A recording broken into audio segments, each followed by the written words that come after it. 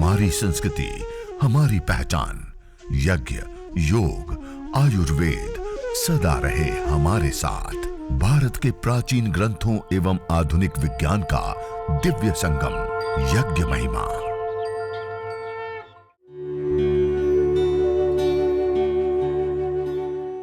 भारतीय संस्कृति में यज्ञ, योग एवं आयुर्वेद जैसी अमूल्य विद्याएं हैं, जिसका मूल है वेद।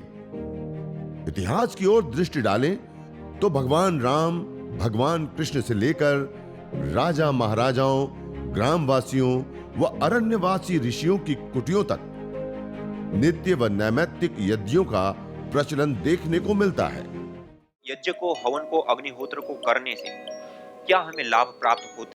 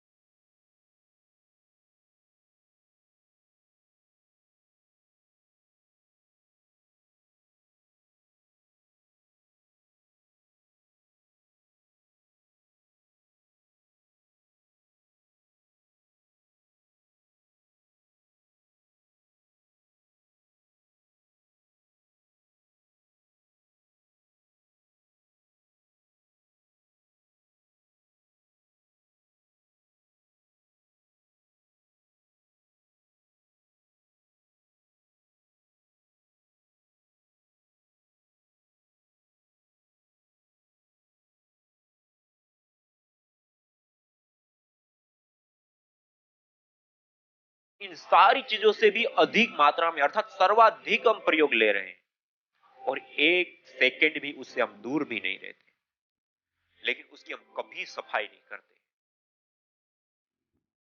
वह है वायु। वायु का हम निरंतरता के साथ प्रयोग ले रहे हैं, श्वास प्रश्वास के माध्यम। उसी से हमारा जीवन चल रहा है। एक मिनट भी इससे हम दूर नहीं हो सकते। यदि श्वास को हम छोड़ दें तो 2 मिनट भी हम जिंदा नहीं रह सकते।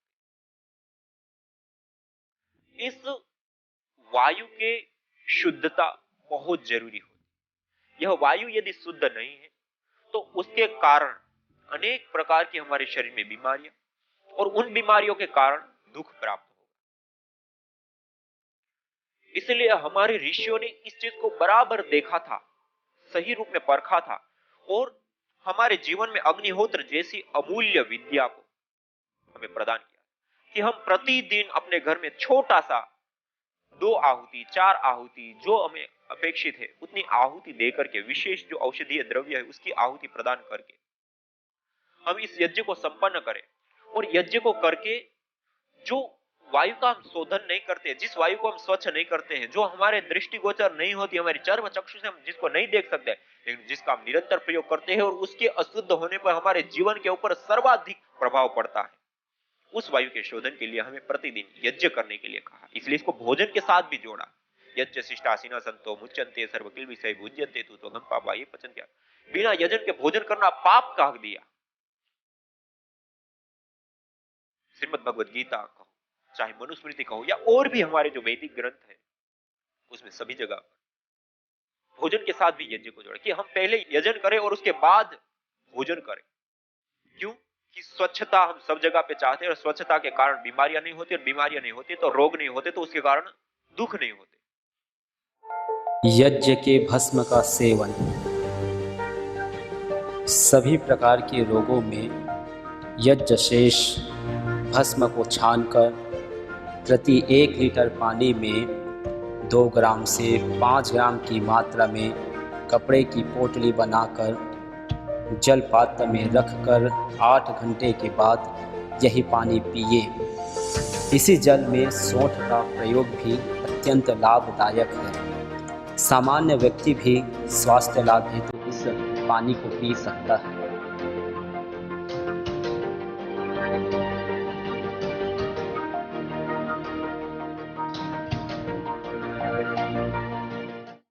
अपने अज्ञान को मिटा लो, सब चीजों से बुरी चीजें अपने आप को हटा लो तो सारी चीजों से मुक्त हो जाओगे और भगवान से युक्त हो जाओगे। यह युक्ति की मुक्ति। अपना अपना अभ्यास सब करो। हवन कुंड पर बैठ करके हवन करने के लिए मैंने बोला हुआ था, विशेष रूप से सुबह के समय एपिलेप्सी के पेशेंट, पार्किंसन, एपिलेप्सी, एमएनडी और एंक्लोजिंग स्पोलाइटिस वाले थोड़ी देर तो आसन कर लें, फिर बाद में वो भी बैठ जाए। जिनको बहुत भयंकर अस्थमा, बहुत ज़्यादा stress, anxiety, depression, mental problems है, वो थोड़ी थोड़ी देर हवन करके आधा घंटा उठते रहें। कुछ कब्जा जमा के बैठ जाते हैं, फिर उठते ही नहीं वहाँ से। 1 घंटे बाद उठा दिया करो, दूसरे आ जाया करें फिर उनके स्थान पर। एक छोटा छोटा दिमाग हर सेल के पास है। इसलिए मैं कह रहा हूँ, आप करोड़ों अरबों खरबों तरह से घायल हैं, आहत हैं, तो और फिर ये यहाँ चारों तरफ हवन का धूम्र देते हैं। यह हवन चिकित्सा, यज्ञ चिकित्सा भी मैंने पहली बार शुरू की। मैं बचपन से हवन करता था, पहले चोरी छिपे करता था, क्योंकि घर वाले जो है टोकते थे, खाने को घी नहीं तो हवन में फूक रहा है।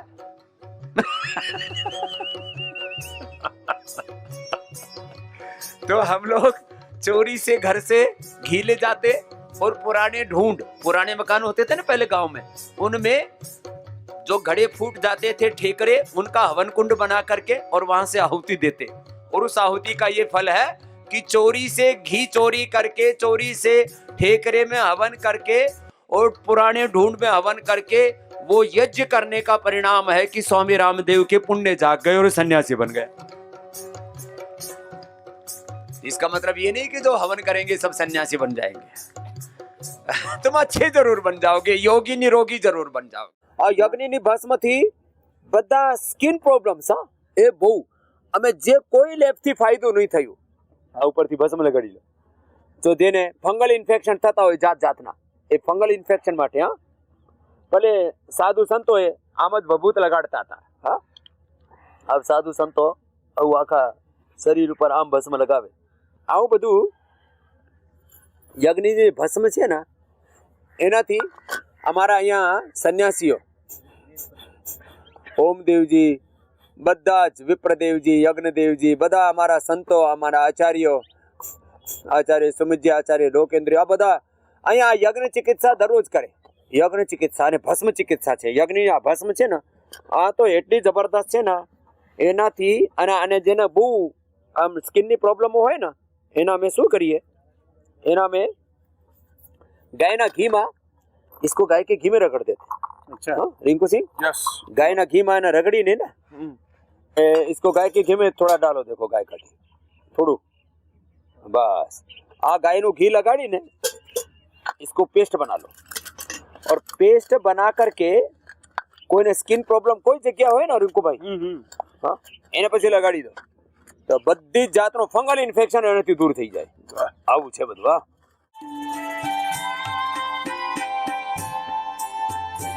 हवन, फिर ये इसमें हवन सामग्री में ये आपको ये, क्योंकि घर में करने में असुविधा होती है ना, तो ये जैसे यज्ञ कुंड रखा ना, ऐसे ये स्टैंड भी, ये यज्ञ कुंड भी, और ताम्र का हो तो विशेष लाभ होता है, ऐसा शास्त्र में कथन है। इसके ऊपर भी रिसर्च और कर लेंगे। घी का पात्र भी, इसका प्लेट भी सामग्री रखने के लिए, ये पूरा का पूरा एक हवन का किट बना दिया गया है।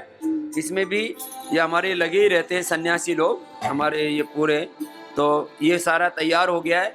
तो ये इसकी भी आज पहली बार लॉन्चिंग कर दी गई है। लो भाई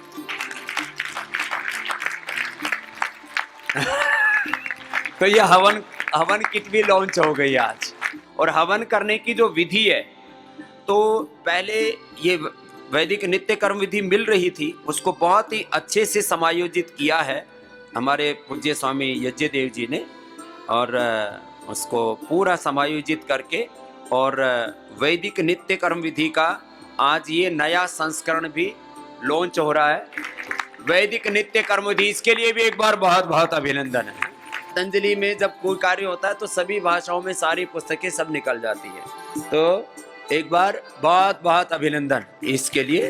तो आज का ये वैदिक नित्य कर्म विधि, तो ये हमारे पंच महायज्ञ से लेकर के 16 संस्कारों का पूरा इसमें, और सारे पर्व सब पर जो है, जो कैसे कैसे यज्ञ करना होता है, दैनिक यज्ञ कैसे करना होता है, वो सब इसके अंदर लिखा हुआ है। यज्ञ की विधि जन्मदिन से लेकर के विशेष अवसरों पर भी कैसे कैसे आहुतियां देनी है। तो आपको यज्ञ के लिए किसी प्रोफेशनल आदमी पर डिपेंड होने की जरूरत नहीं। फिर इसमें ये पूरा इसका चिकित्सा का संदर्भ के साथ में ये एक विशेष पुस्तक है, यज्ञ योग आयुर्वेद चिकित्सा। इसके ऊपर भी हमारे सन्यासियों ने बहुत पुरुषार्थ किया, इसके लिए बहुत बहुत आशीर्वाद स्वामी यज्ञदेव जी, स्वामी विप्रदेव जी। और ये भी एक विशेष पुस्तिका, ये सब कोई पुस्तिकाएं अभी यहाँ से मिल जाएंगी, बाकी पतंजलि चिकित्सालय आरोग्य केंद्रों से भी सबको उपलब्ध करवा दी जाएंगी। रोगानुसार यज्ञ है, रोगानुसार उनका जो उपचार है, योग है, वो सब भी इसके अंदर लिखा हुआ है। तो ये एक अच्छा आपको आलंबन मिल जाएगा। तो ये पुस्तिका जो साधक यज्ञ चिकित्सा के द्वारा उपकृत होना चाहते हैं उनके लिए आज ये 2 विशेष कार्य भी मैंने बताए।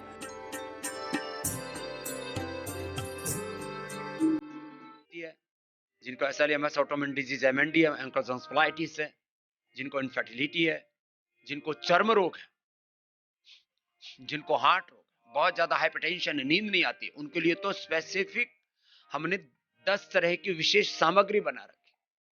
और जिनका मन बहुत निराश रहता है, नेगेटिविटी जिनके रोम रोम में घुस गई है, उसको निकालने के लिए ये योग यज्ञ सबसे बड़ा। तो ये यज्ञ थेरापी है। मेरे साथ बोले क्या है? यज्ञ थेरापी है। फिर वाटर थेरापी, दिन भर आपको औषधीय जल ही पिलाते हैं, वही पिया करो, साधारण पानी पीना ही नहीं है।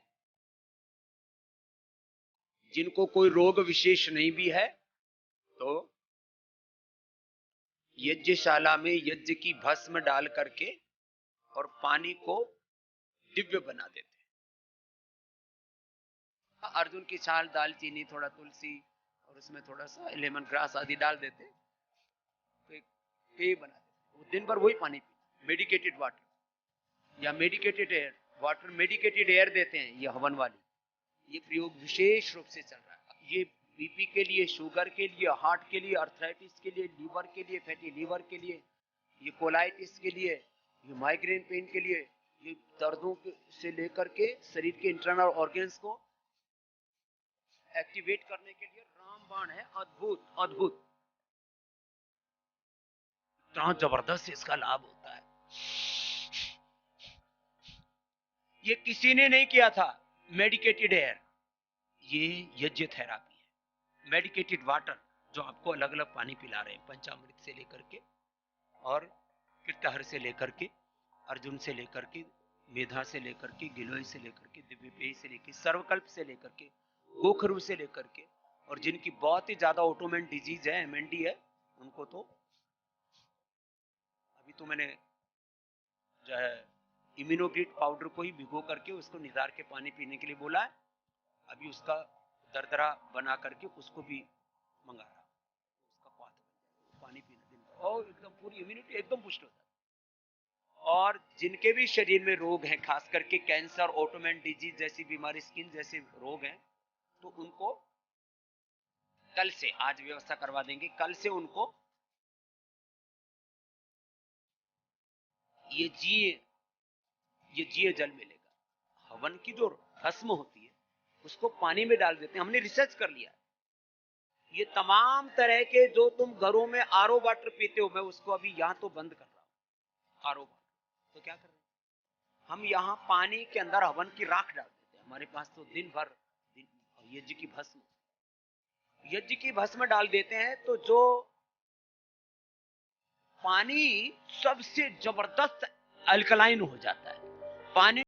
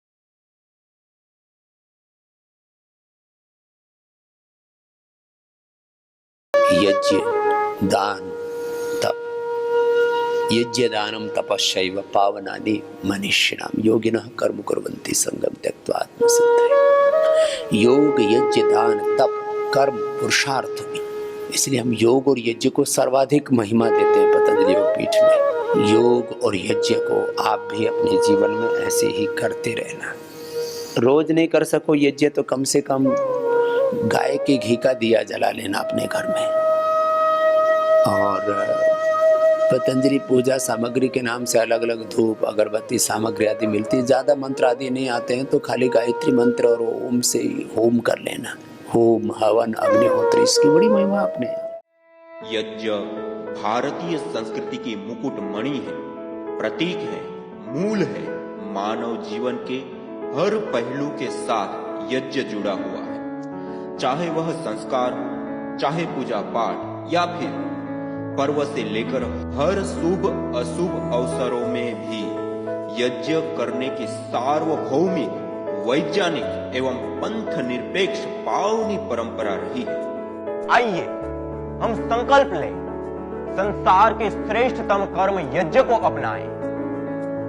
पिंड और ब्रह्मांड में संतुलन कायम करने वाले यज्ञ को अपने जीवन का अभिन्न अंग बनाएं एवं प्रकृति मां के प्रति अपने ऋणों को अदा करें। विश्व स्वास्थ्य का एक नारा, यज्ञ से होगा जग उजियारा।